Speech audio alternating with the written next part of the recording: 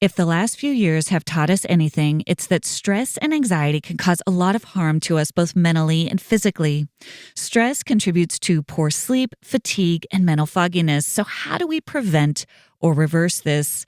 Well, Organifi Harmony was created to support women specifically. Harmony combines 12 superfood ingredients into a delicious cacao and chocolate flavored blend that promotes better balanced hormones every day for improved women's health. I have started drinking Organifi Harmony almost every single morning instead of coffee. I just add a scoop to hot almond milk, stir with a spoon, and I know I'm giving my body the good fuel that it needs.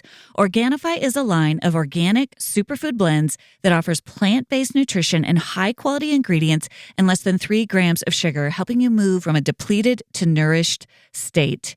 You can enjoy any time of the day for more energy, nutrition, hormone balance, and peace of mind.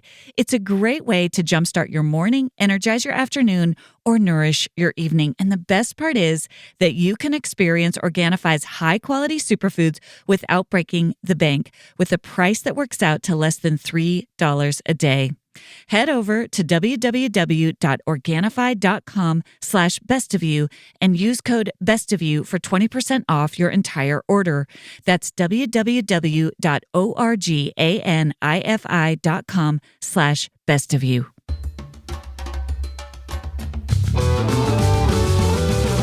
Hey everyone, I'm Dr. Allison, and I'm so glad you're here to discover what brings out the best of you. This podcast is all about breaking free from painful patterns, mending the past, and discovering our true selves in God. I can't wait to get started as we learn together how to become the best version of who we are with God's help. Hey everyone, and welcome back to this week's episode of the Best of You podcast. I'm so glad you're here. I'm so glad that we are in this new year of 2024. I love the new year as just an opportunity to be just a little bit more intentional about how we want to focus the direction of our lives. And in today's episode, I wanted to address a topic that so many of you have asked me to address, and it's what is a healthy family? What do healthy families look like? We spend a lot of time talking about how to recover from childhood wounds, how to heal from painful events in the past. So what does a healthy family look like? And some of you are trying to understand that as you lead your own family. Some of you are just trying to understand it as you consider your past and try to locate your own experience on a spectrum. Because as we all know, there's no such thing as a perfect family. There are some families that operate in a healthier way than others, and then there are some families that are extremely dysfunctional, and most families fall somewhere in the middle of that spectrum. So whether you're thinking about your past experiences in your family of origin, or whether you're thinking about the family that you're trying to lead right now, this episode will walk you through what a healthy family looks like, what are some of the most common pitfalls that show up that lead to varying degrees of dysfunction in families. And finally, we're going to end with the most important skill to learn as you are trying to lead a healthy family of your own. So lots to cover today. Let's dive in. So what is a healthy family? Well, there are lots of definitions for a healthy family, but there's one word that I always go to when I'm describing a healthy family system. And that word system is important here. All it means is that a system is a collection of different parts, and each part of the system is important, but each part is also intricately connected to the other parts, and all of the parts working together create the system. And one of my favorite metaphors to use when you're thinking about a system is to think about a middle school band. Maybe you were a part of one. I was part of one. I played the alto saxophone. I wasn't very good at it, but I have some knowledge of how a middle school band functions. And if you think about that band, there are so many different parts to it. There's the flutes, there's the clarinets, there's the saxophones, there's the drums in the back. There's the trombones and the trumpets. And each one of those parts plays an incredibly important role in creating the whole of the system. If any one of those individual parts of that system gets too loud or starts playing off key or loses the beat of the song, the whole thing doesn't sound very good. It's really discordant. There's sort of a cacophony that erupts. But when every individual part plays its role well, you get this beautiful sound. We hear music that is enjoyable, that is pleasant to our ears. The whole system is working together to create a beautiful harmony. And that's the key word, is harmony. So according to family systems theory and psychology, the goal of a healthy family is this word harmony. And what that means is we're looking for harmonious interactions among and between the different members. It doesn't mean that there's never conflict. It means that as you look at the family system and all of the individuals who comprise the family, every family member has a role that is important in the family. Every family member is valued. Every family member has a chance to thrive. Every family member has a voice. And also every family member needs appropriate boundaries. If you think about that middle school band, every part has to play its role, which means you don't want one part taking over the whole system, but you also don't want one part of the system sidelined, not getting any attention at all. You want every single individual member of that family to feel valued, heard, seen, known, like they're contributing within appropriate boundaries. And so this is a lot of work. And if you lead a family of your own, you know what I mean. And I'm sure you're going, yeah, right. There isn't harmony around my family dinner table. You know, we're not all just speaking pleasantly to each other all the time and making sure that every voice is heard. And I want to be clear that that is not what we mean by harmony. The way that we work out the day-to-day health of a family is incredibly messy. It's not always that perfect picture. And again, if you think about that middle school band, there's a lot of rehearsal time, a lot of practice time. Every single day, that band is getting together to rehearse. And sometimes it sounds terrible. And sometimes the conductor has to take more time with the violins because something's not working there. And meanwhile, the saxophones are off by themselves, kind of entertaining themselves, right? The goal of all that rehearsal, of all that time in the sort of messiness of trying to figure it out, it's just a moment, one evening of glorious harmony. And that moment of glorious harmony makes all the work so worthwhile.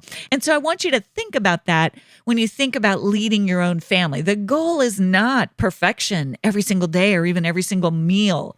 The goal is that you're working it out. You're working out the kinks of the family harmony every single day so that every so often you get these glimpses of wholeness. You get these glimpses of what it's like when you're just enjoying the heck out of each other.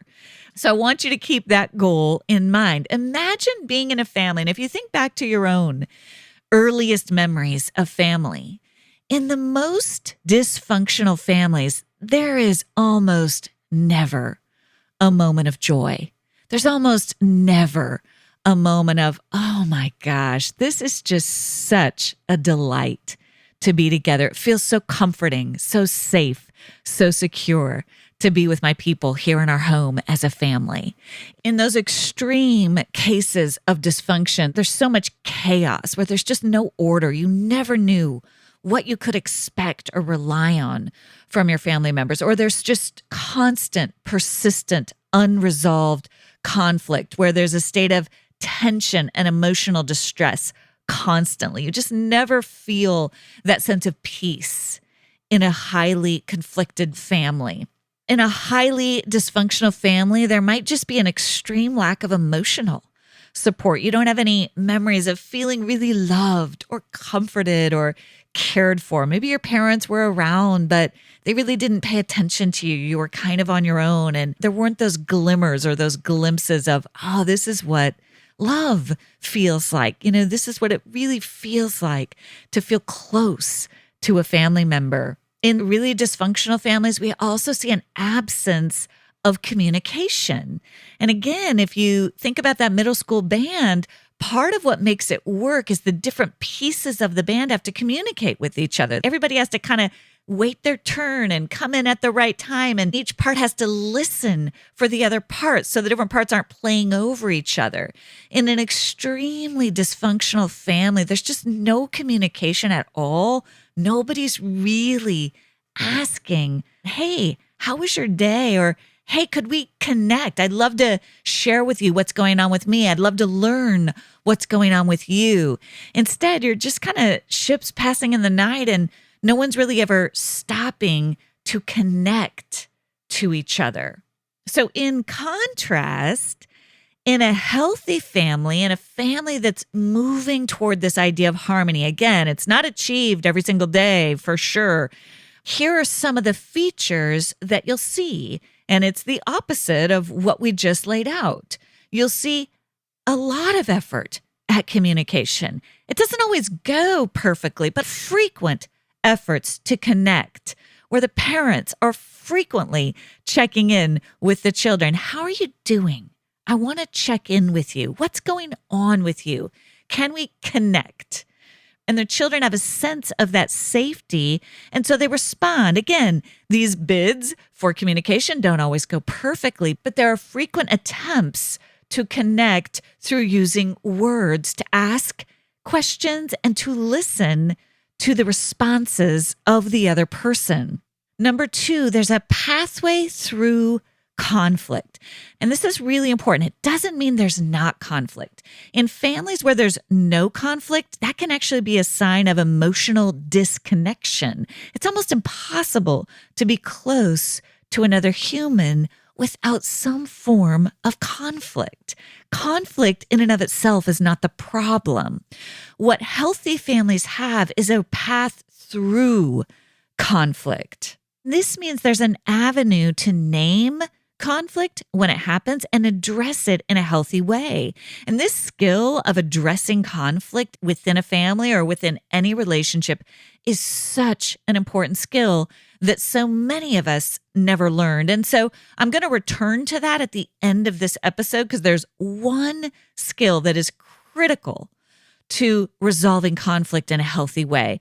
But healthy families have a path through conflict. They don't avoid conflict, nor do they live in a state of high conflict where everybody's always yelling at each other and they're never really connecting. But instead, in healthy families, we see conflict. Man, I think I just hurt your feelings. I'm really sorry about that. Could we talk about what happened? Or, wow, that conversation just went sideways. I can see that you're upset. I didn't mean to upset you. Can we talk about it? In healthy families, those conflicts are named and there's a path through them so that you can repair and come out stronger on the other side. Number 3, healthy families also show a high degree of emotional support. So instead of leaving each member of the family to just sort of function on their own and find their own way through life, in a healthy family, there's a lot of emotional support where parents or caregivers are checking in on their kids. Again, it's part of this communication, but it's not just words. And we talked about this all the way back in episode 16 when we talked about attachment. Emotional support really gets at this idea of presence. It's not always words. It's having a calm enough nervous system that you're really present to what's happening in the people around you. You're picking up on nonverbal cues. Maybe you're noticing that your teenager has gotten quiet or withdrawn, and you might not even be sure exactly what to do or say, but you're aware. You're processing that information. You're present. And as a result of that presence, you can attune to your child and figure out how best to check in with them. That emotional presence is really important for young children. Again, where it's not always verbal, but we have this sense that someone is present to us. They're available to us. And if you think about when you feel seen by somebody, you feel somebody's eyes scanning yours, you feel somebody's arms go around you, you have a sense that someone is really with you. It's almost an intangible thing to describe, but you know it when you feel it. That other person is orienting their whole being toward you. And it creates this supportive container that is deeply settling to our nervous systems and deeply critical to achieving harmony within a family. So again, if we zoom out to that metaphor of the middle school band, if I'm the conductor of that band, I only have so much energy to go around. I can't be present to every single part of that band simultaneously. So it's not being omnipresent as God is, right? We're not God as we parent our families, and our parents weren't God either. But it is moments where you're really zooming into each member to give them that quality of your presence. Healthy families also have clear boundaries. There's not role confusion. And in fact, it's one of the crucibles in which healthy boundaries are forged. So if you struggle with boundaries in your current life, it may be because you didn't experience healthy boundaries in your family of origin. Healthy boundaries mean that there's a clear distinction between the parent and the child. And if you look back on the way that you were raised, you may have experienced something we call parentification, where there was a role reversal, where you were expected to parent your parent. In healthy families, those boundaries are clear. The caregivers are the caregivers, the adults are the adults, and the children get to be the children. And this can be communicated in a lot of ways. It can be communicated just through actions, but it can also be communicated very specifically where a parent says to you, listen, I see that you care and I see that you want to solve this conflict between your dad and me. It's not your problem. This is for your dad and I to figure out. You get to be a kid. And what matters is that we love you and that we're here for you. And yes, we're in a little bit of conflict right now. We'll figure it out. It's not yours to solve, right? Because kids pick up on the conflict between adults and their families. It doesn't mean as adults you can never have conflict. It does mean that you're clear about your role. And it is never a child's role to take on the job of being a conflict mediator between two adults. Now, role confusion can also show up among siblings of a family. Oftentimes, we see the children getting pigeonholed into rigid roles. And this isn't healthy either. Healthy families create a flexible enough family environment where every child feels valued, feels like they can play a different role, but they're also not pigeonholed into an unhealthy extreme. And I want to spend a little time here because this is a big place where a lot of you listening will relate to one of these unhealthy roles that you might have gotten pigeonholed into. When it comes to what I read, I can be pretty skeptical. I don't tend to believe what I hear until I've proven it for myself. Well, Ritual knows that every good skeptic deserves a multivitamin that exceeds your standards. Their clinically backed, essential for women over 18 multivitamin has high-quality ingredients, including omega-3 DHA, methylated B12, and calcium helpers vitamin D, magnesium, and boron to help maintain bone health. I have been looking for a great vitamin that gives me more vitamin D in the winter because 97% of women ages 19 to 50 are not getting enough vitamin D from their diet. I take my 2 Ritual capsules every morning. They're incredibly gentle on my stomach, unlike other vitamins I've tried, and they have the best glint of a minty aftertaste that makes it actually enjoyable to take them. No more shady business. Ritual's essential for women 18 plus is a multivitamin you can actually trust. Get 40% off your first month for a limited time at ritual.com/bestofyou. This offer is only available through January 31st. Start Ritual or add Essential for Women 18 plus to your subscription today. That's ritual.com/bestofyou for 40% off. Our dogs love Sundays. I'm not kidding. One of our dogs was the slowest eater on earth for the first several years of her life. It was painful how long it would take her to eat. The minute we introduced her to Sundays, she just laps it up. She loves it. Sundays is healthy dog food that's easy to store and serve. Most foods are one or the other, but Sundays is both. It's fresh dog food made from a short list of human-grade ingredients that contains 90% meat, 10% superfoods, and 0% synthetic nutrients. But unlike other fresh dog food, it doesn't require refrigeration or preparation. It's air-dried, so you simply pour and serve. It's so easy. Get 40% off your first order of Sundays. Go to sundaysfordogs.com/bestofyou or use code bestofyou at checkout. So there are 6 roles that sometimes get extreme in families. It can be sort of convenient to just let a child play a certain role that becomes unhealthy. It's unhealthy for the child, but it's also unhealthy for the entire family. Again, in healthy families, everybody's playing a role that leads to the individual's benefit and to the overall health of the family.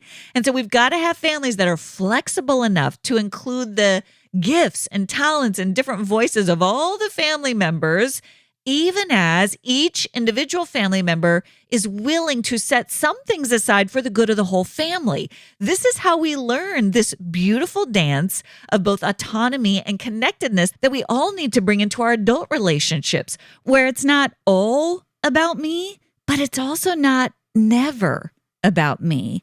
And some of you have had that experience where it was never about you in your family of origin. And so it's really hard for you to figure out how to take up space in your adult relationships. Other folks have the opposite of that, where maybe it was all about them in their family of origin. And so they don't know how to share space in their adult relationships. And so I want to walk you through 6 of these most common roles that children get pigeonholed into in unhealthy families. Think about your family of origin, the family you were raised in, and notice if any one of these 6 extreme roles feels like one that you may have been pushed into.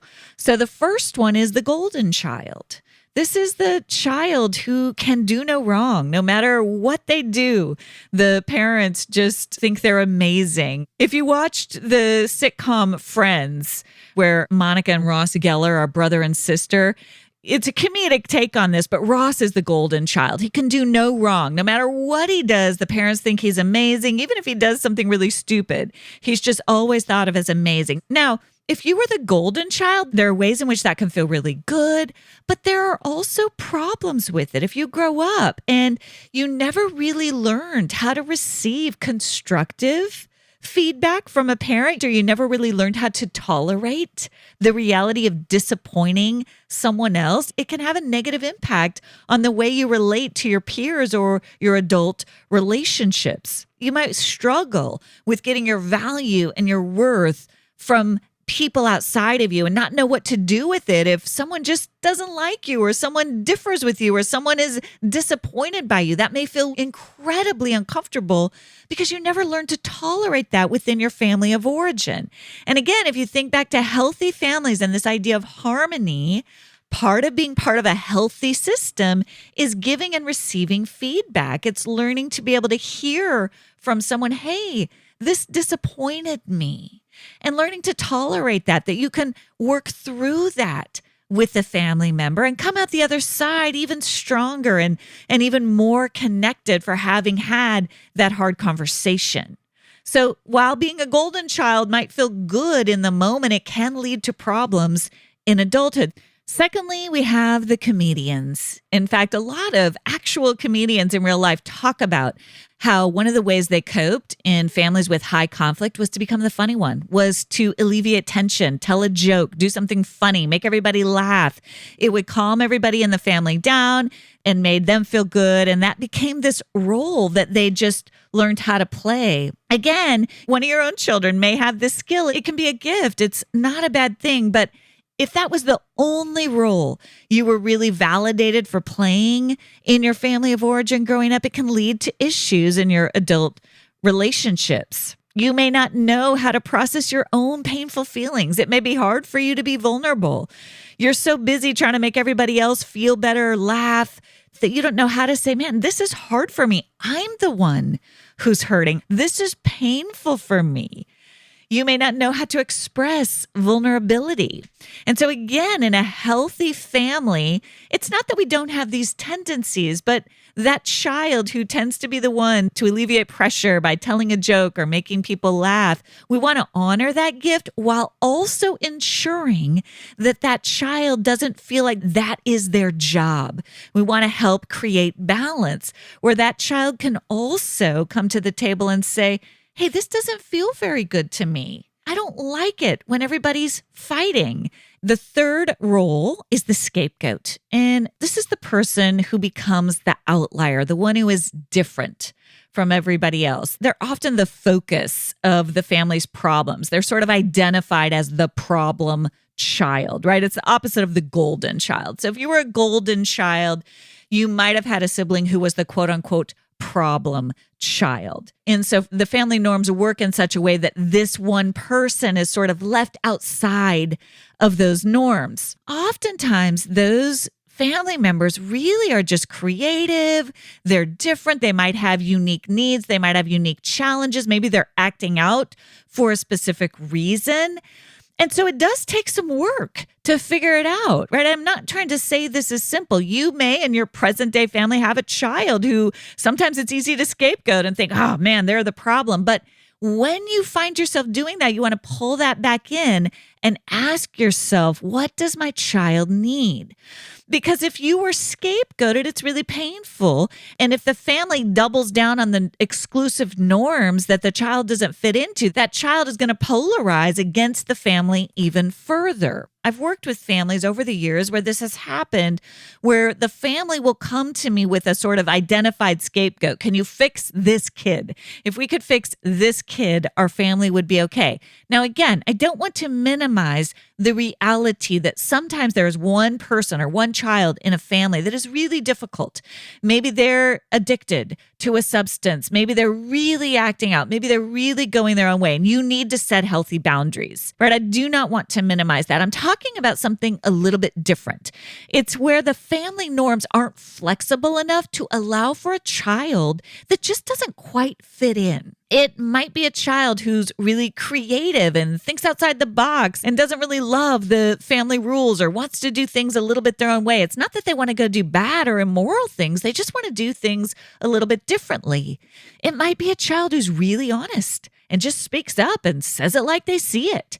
They're not afraid to call a spade, and it's kind of off-putting to the rest of the family members. If you were one of these children, maybe you were the kid who was just kind of saying, this is dumb. I don't know why we do this. And you wind up getting in trouble for that when you really were just being yourself. You were just trying to be honest. And then you end up feeling like an outsider to the rest of the family. And it can be really painful when you get scapegoated when you're simply trying to be honest. You're simply trying to be true to your God-given self. If you were a child who was scapegoated, as you enter into your adult relationships, you might notice that you tend to feel misunderstood, that you tend to feel ostracized, that you tend to feel like an outlier in your adult relationships or in adult groups. You may even seek out other scapegoats, right? Other folks who didn't feel like they fit in because you feel more at home with those folks. And so it's just something to be mindful of as you think about your family of origin. In a healthy family where we're trying to move toward harmony, we'd slow the system down and take the time needed to get to know the unique needs of this child. And I get that this takes a lot of work and that we do not do it perfectly. I've worked with enough moms and enough families to know this is not easy, but it's reframing what's happening in your mind.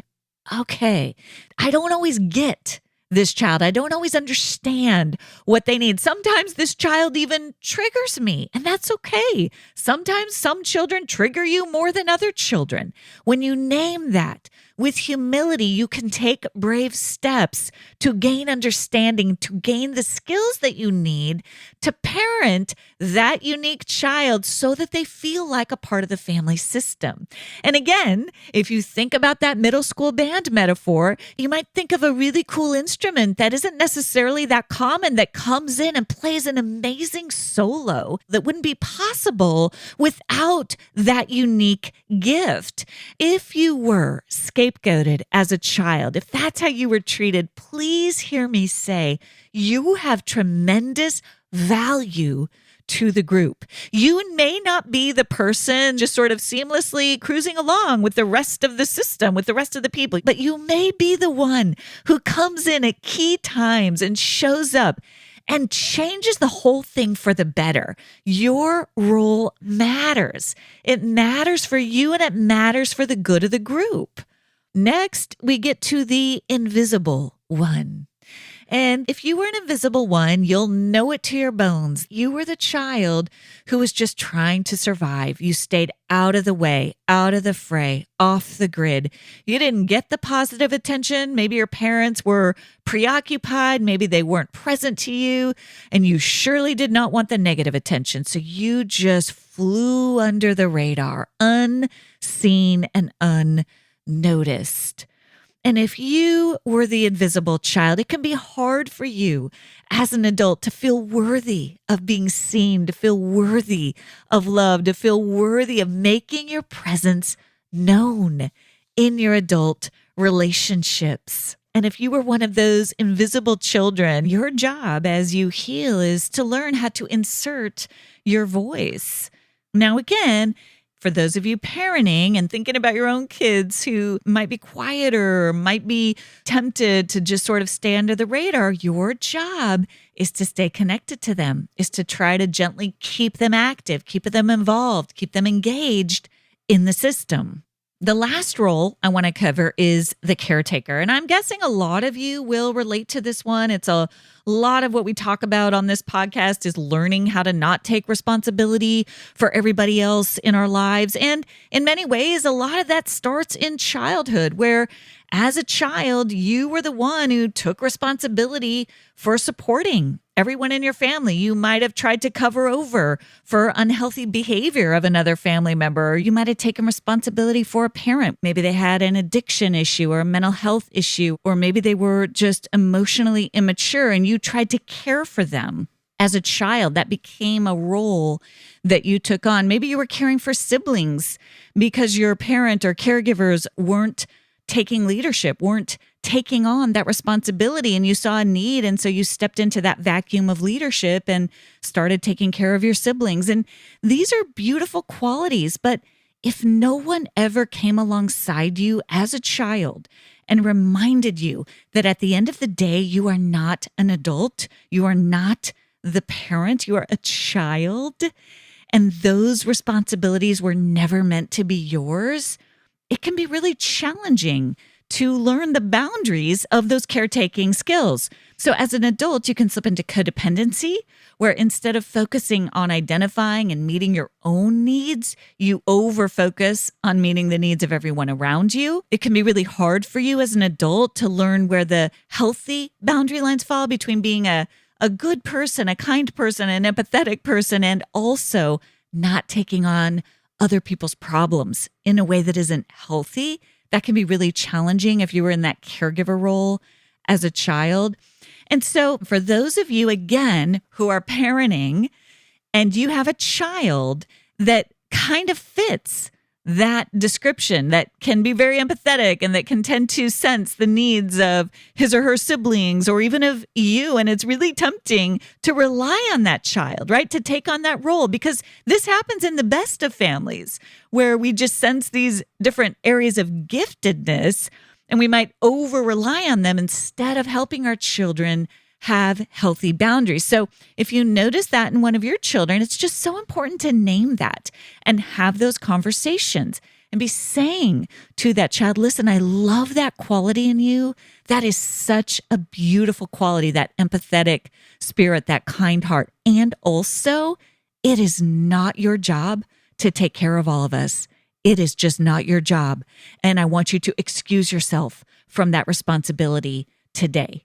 Right? You start to teach your child, number one, that you see it, that you name it, and that you are going to help them learn to identify when they're overextending that part of themselves. And so these are some of the extreme roles. When a family system gets out of balance for any reason, when the adults, the caretakers who are tasked with the job of maintaining a harmonious system when for whatever reason that job gets abdicated, children get pushed into these extreme roles and the family gets out of balance. Again, it's not only detrimental for each child who is part of the family, it's also detrimental for the whole family because the whole family isn't functioning at its healthiest way, where each family member is showing up as a whole person who has feelings, who has thoughts, who has needs, who can express their needs, who can also meet the needs of others, who can express opinions, who can also be disagreed with.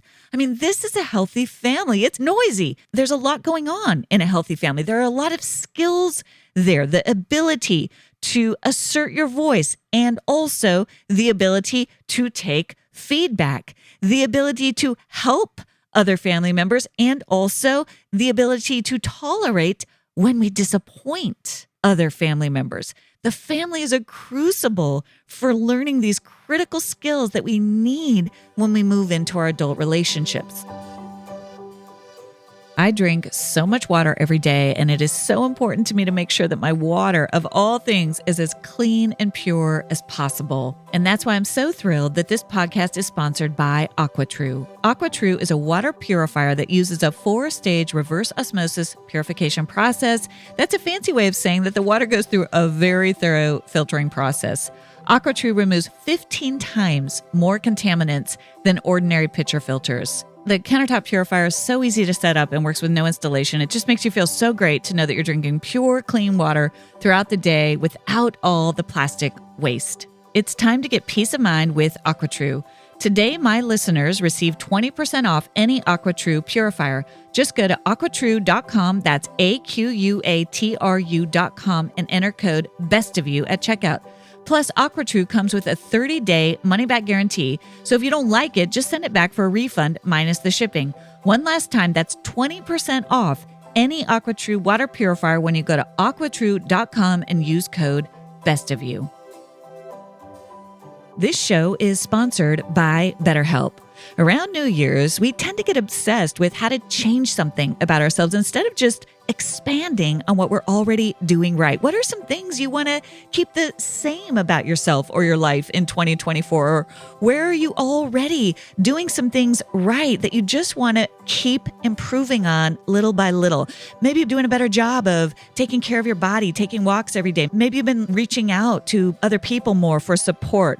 Whatever it is, therapy can help you find your strength so that you can ditch the extreme resolutions and make changes that really stick. Therapy can help you improve the communication in your existing relationships. It can help you take the next steps to find a little more peace and a little more joy in the little things. If you're thinking of starting therapy, give BetterHelp a try. It's entirely online, designed to be convenient, flexible, and suited to your schedule. Just fill out a brief questionnaire to get matched with a licensed therapist and switch therapists anytime for no additional charge. Celebrate the progress you've already made. Visit betterhelp.com/bestofyou today to get 10% off your first month. That's BetterHelp, HELP.com/bestofyou. Here are the 4 most important things you can do to begin to create harmony in your family. Now, if you have kids, this could apply to the family you are leading. If you don't have kids, this could apply to any relationship, really, where you're living life together, where you're working through the kinks of life. Any relationship you have is a crucible for healing past wounds and learning new skills. You can take steps in any of these 4 categories in any relationship, and you will be taking a step toward health and wholeness through these actions. Okay, number 1, it sounds cliche, but it's open communication. In harmonious systems, each member of that system is encouraged to both give and receive communication. There's a time to share what's on your heart, to state a need, to state a preference, to ask for help. There's also a time to receive communication, to listen to the people around you. It sounds so simple, but we don't always do this very well. A great strategy to get started just with leveling the playing field where everybody is invited to come to the table, or the 2-minute check-in. You just set aside time. It could be at the beginning of dinner, around the dinner table. It could be in the car if you all drive somewhere together, where you do these quick 2-minute check-ins where each family member in 2 minutes gets to share whatever they want to share. They just have to share an update. What's going on? Something they're proud of, something they're worried about, something they're thinking about, something that happened, something they're excited about, something they really want. And just let each family member have 2 minutes to share, and everybody else just listens. Nobody gets to cut in. Nobody gets to judge. Nobody gets to criticize. Everybody just gets to share their 2 minutes, whatever they want, and everybody else listens and see what you learn about each other. And it's just a way to sort of level the playing field. You know, if you've got a kid who doesn't talk a lot, or if you've got a kid that tends to take over, it just sets a norm where we've got a timer. You got 2 minutes, go. And the kid who doesn't want to talk a lot has to fill that time. And the kid who wants to talk too much has to stop after 2 minutes. Normalizing that idea that everybody's got a voice. Everybody's got a role. Number 2, the other research-backed activity that I really like is called clock contingent attention. And all that means is that if you're a member of a family or leading a family, is you give clock contingent attention to each family member. What do we mean by that? Clock contingent means it's based on the clock. It could be once a week that you spend clock contingent time with each of your children. It could be once a day, depending on your schedule, depending on how many kids you have. This clock contingent attention could happen every day. It could happen once a week. But what it means is you're setting aside time regularly to give to each one of your children. And it's not based on how you're feeling toward that particular child. It's not based on how they've been behaving. It's not based on whether they've earned it. It's not based on whether you're in a good mood. It's just what you do. If your kids are younger, it might be that every single night you read them a story before bed. That's your clock contingent attention. It doesn't matter how the day went. You're going to end the day at 9 p.m. with 20 minutes of quality time where you are present to each one of your children. You might take a weekly date night with each of your kids where during that time, they get your full attention. They know what it feels like in their body to have the fullness of your presence. As your kids get older, it might be that once a week, you check in with each other. Every Thursday night, we're going to spend 30 minutes together. And you do something that your kids like to do. During that time, it's their time, and you're just present to them. This idea of clock contingent attention reinforces that you are there for each member of your family based on the fact that you just love them. It's not something that they have to earn. Now, that doesn't mean there aren't going to be other times where you need to have hard conversations with your kids or negotiate boundaries or set limits. But that clock contingent attention is always going to be there as a time for you to reconnect and just be present. The third strategy I call the no shame zone. We want to foster an environment where there's no shame. We can talk about what's hard. We can talk about things that are vulnerable. We can talk about things that we did wrong without shame. And there are a couple of ways that you can foster an environment like that. And the strategy that I like best to foster a no shame zone is what I like to call 2 things can be true. Anytime you're approaching a difficult topic or a challenging conversation, maybe you need to talk about the fact that the house is a mess and you need it to get picked up, or maybe you need to talk about a poor attitude that you've noticed in one of your children, or maybe you need to talk about some secrecy or some sneaking around and you need to raise a hard conversation. The premise of 2 things can be true is that you can both honor something good that you see and name what's hard. Here are some examples. No one did anything wrong, and we need to talk about the mess. And when you say something like that, you're saying, listen, I don't know whose fault this is. I'm not laying blame. Something happened here and we need to fix it. And right there, you're sort of neutralizing the shame of what's wrong with you guys? Why would you do this? How could you make this huge mess? You're neutralizing all the defensiveness and you're just saying, listen, nobody did anything wrong. I am not laying blame here.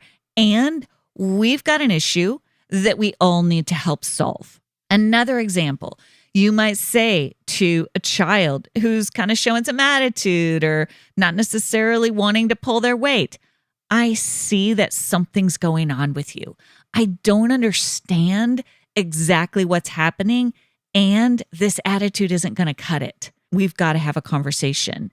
And when you set those two things down side by side, you neutralize defensiveness and you give yourself a fighting chance of actually connecting with your child. You're honoring that there's a reason that they're behaving the way they're behaving. Something's going on. I get it.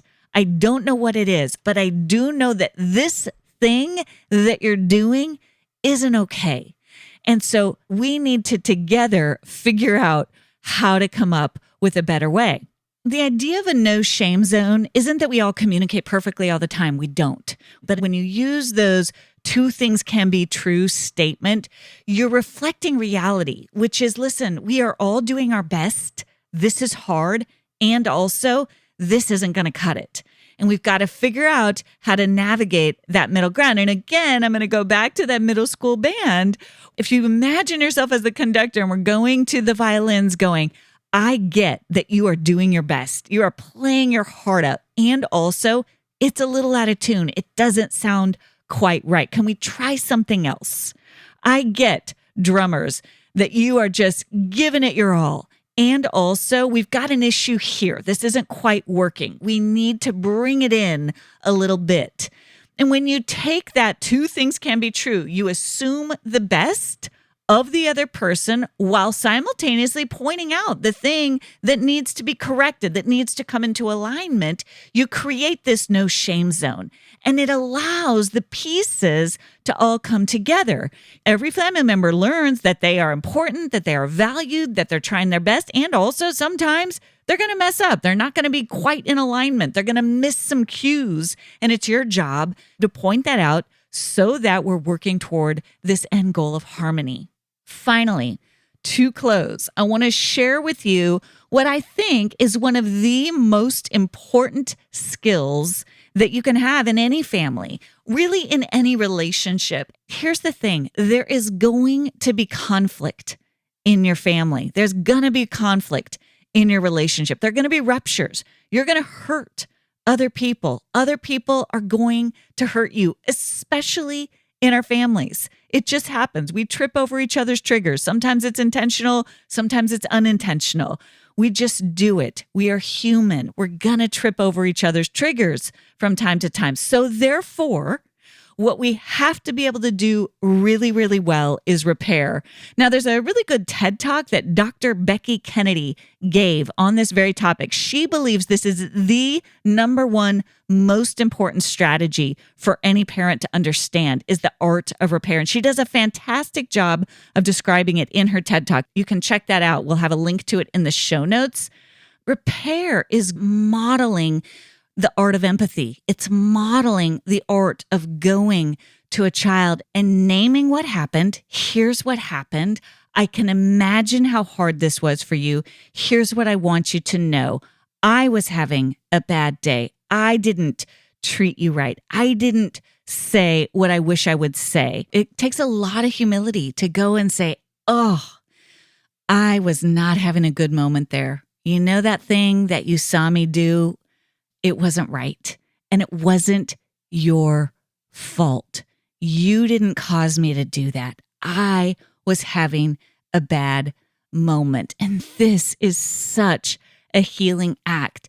And the reason I know it is so important is because I want each one of you listening to think about some of the heavy weights that you carry and imagine if your caregivers, if the people who cared for you came to you and said, you know what? I did that thing. It was not my best moment, and it was never your fault. I am so sorry that happened. I love you, and I wish I could have done a better job. We all need to hear that from the people that we love, and we all need to extend that to others. When we are able to humble ourselves and say to our children, I own it. In that moment, I was out of line and you did nothing to cause that.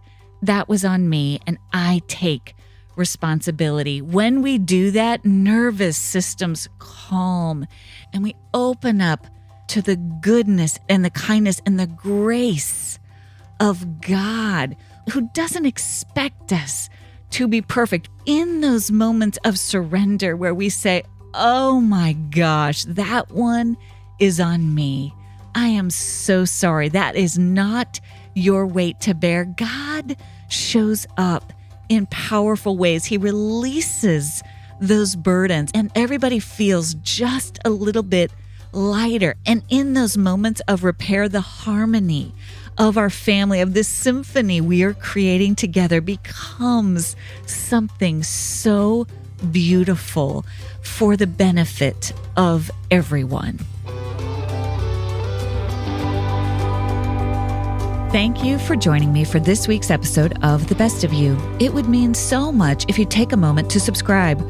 You can go to Apple, Spotify, Amazon Music, or wherever you listen to podcasts and click the plus or follow button. That will ensure you don't miss an episode and it helps get the word out to others.